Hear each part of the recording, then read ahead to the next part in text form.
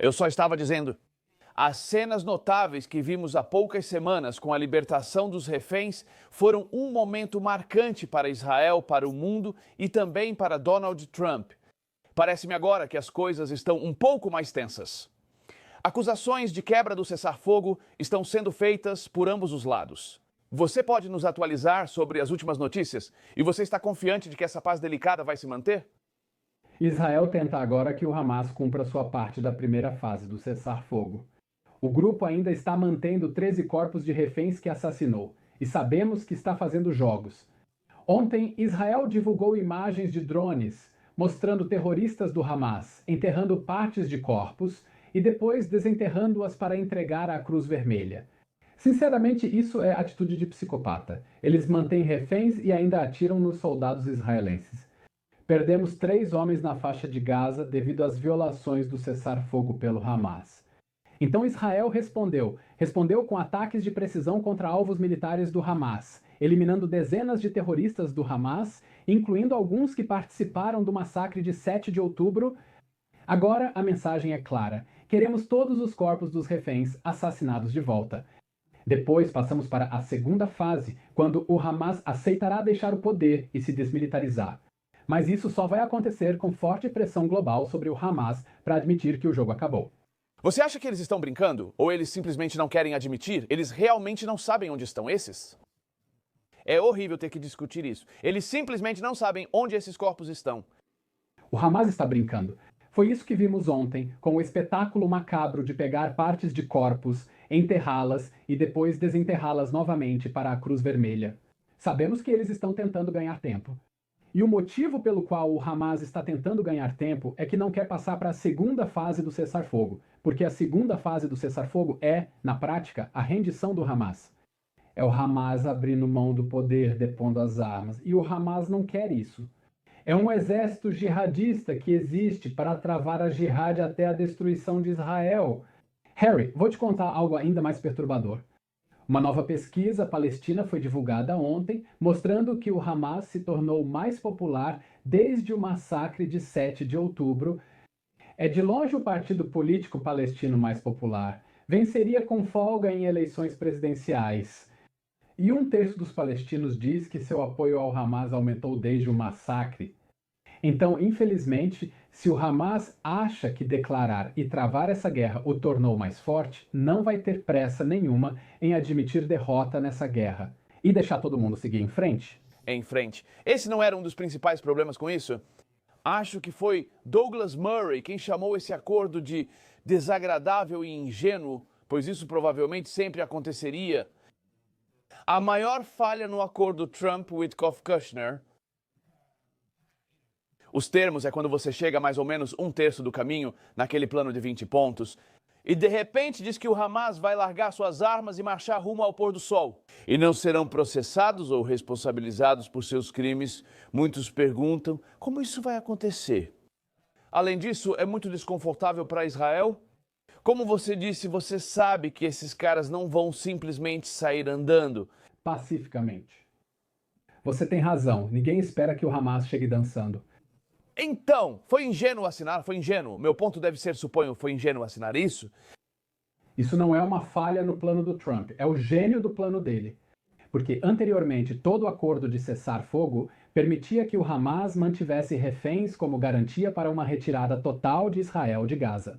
Assim, eles poderiam planejar o próximo 7 de outubro. O acordo de Trump forçou o Hamas a libertar os reféns e permite que Israel mantenha metade de Gaza como garantia de que o Hamas vai abrir mão do poder na outra metade de Gaza. O acordo diz: primeiro os reféns saem e depois a gente conversa sobre o dia seguinte. E está claro que o Hamas não quer se desmilitarizar, não quer abrir mão do poder e com certeza não quer desradicalizar a faixa de Gaza. Por isso é necessário pressionar globalmente os patronos do Hamas e seus patrocinadores estatais, como Catar, Turquia e Egito, para encerrar esse jogo. Se não concordarem em depor as armas, ficarão totalmente sozinhos, não os apoiaremos mais. Esses patrocinadores estatais disseram ao Hamas para libertar os reféns e agora precisam pedir que depõem. As armas, confia que eles vão fazer isso?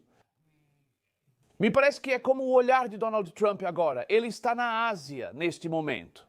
Ele imediatamente, logo após a libertação dos reféns, ele voltou a falar com Putin, tentando levá-lo à negociação.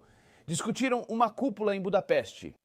Ele lida com o caos em casa e a paralisação do governo, que já dura quase um mês.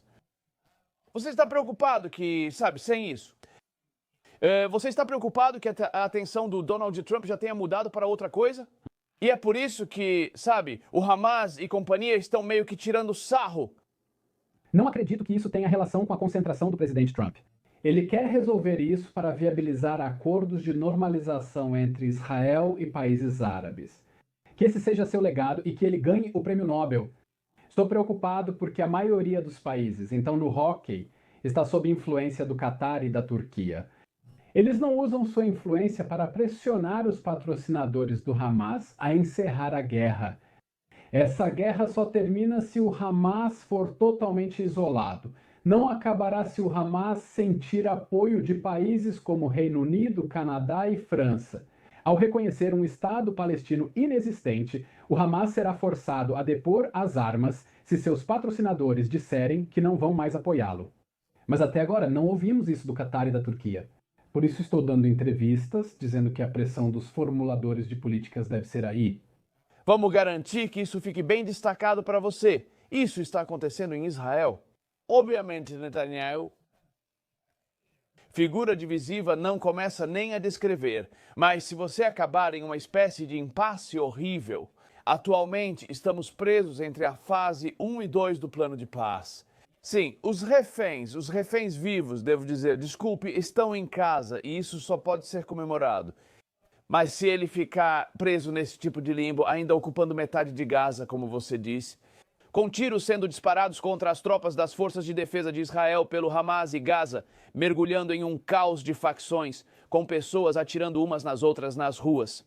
Como isso afetará o governo israelense?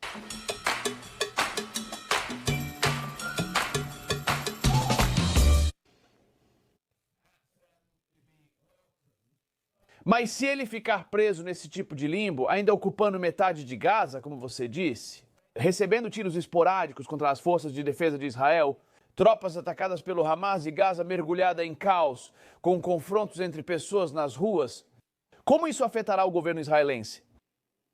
Os israelenses querem o fim da guerra, com todos os soldados e reservistas em casa, deixando esse pesadelo para trás. Você mencionou ingenuidade, mas em Israel ninguém é ingênuo sobre o Hamas. Todo mundo entende que, a menos que o Hamas seja forçado a renunciar e entregar suas armas, haverá outra vez, será ainda pior, pois o Hamas se sentirá justificado.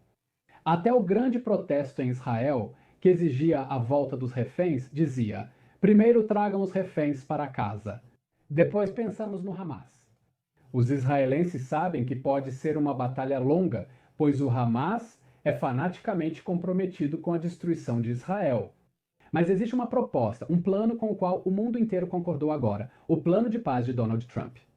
Israel aceitou todos os 20 pontos e espera que outros países apoiem e implementem o plano e pressionem o Hamas para encerrar a guerra sem mais combates. Acredito que o primeiro-ministro gostaria de deixar isso para trás. Ele gostaria bastante de conseguir um acordo de normalização com a Indonésia ou a Arábia Saudita e usar isso como um feito para a próxima eleição.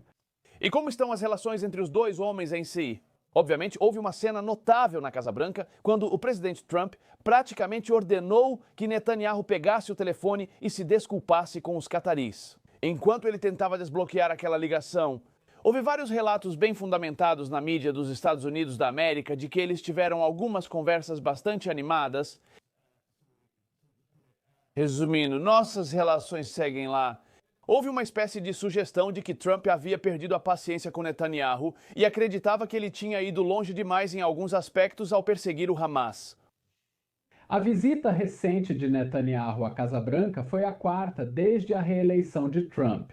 Me corrija se eu estiver errado, mas nenhum outro líder mundial fez tantas visitas. E o relacionamento? Talvez Zelensky talvez. Zelensky, mas realmente é um dos relacionamentos mais próximos. Quando Steve Witkoff e Jared Kushner participaram de uma reunião do gabinete israelense, disseram: você foi muito duro na negociação. Às vezes ficávamos subindo nas paredes. Mas você estava certo em ser rigoroso.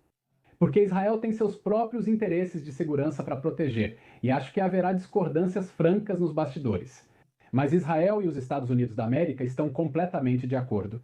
Isso precisa terminar com a remoção completa do Hamas, ou haverá uma próxima vez e será pior. E nem Israel nem os Estados Unidos querem isso. Eles querem que essa guerra acabe e que todo o Oriente Médio siga em frente. E uma última pergunta, você está preocupado com isso? Digo, eu vi isso aqui. O tipo de relação tradicional entre Israel e a direita americana neste país sempre foi bastante sólida. A geração jovem e a direita dos Estados Unidos da América são mais influenciadas pelo ambiente online. Grandes partes da base de apoio de Donald Trump estão, no mínimo, questionando abertamente a relação militar com Israel. E, na pior das hipóteses, repleta de um antissemitismo bastante horrível. Isso está ficando mais barulhento. Você está preocupado que o relacionamento de longo prazo com Israel e os Estados Unidos esteja um pouco em perigo? Existe uma ala lunática e antissemita na direita americana e grandes problemas, não preciso te dizer, na esquerda americana. É um problema geracional. Metade dos jovens dos Estados Unidos da América apoia o Hamas, não os palestinos. Quero dizer, isso faz você.